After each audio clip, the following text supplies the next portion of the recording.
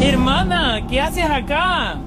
Tengo la peor noticia del mundo. ¿El mundo se quedó sin cerveza? Va a ser un día hermoso. ¿Está tu primo Alfredito de visita? Qué poco duda la alegría. Vamos, ábrete. Que ya está por venir el ser más big que he visto en esta fiesta.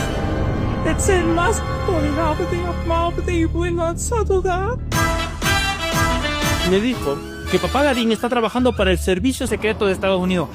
Ya te he dicho mucho. Él no es espía, porque el Servicio Secreto de los Estados Unidos no permite que la gente tenga tatuajes. Y él tiene un tatuaje en la nalga. ¿Y tú cómo sabes eso?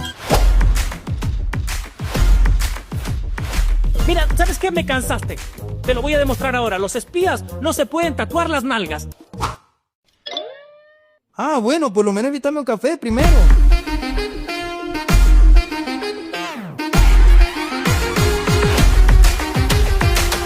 Ey, ¿por qué siempre la ligo yo?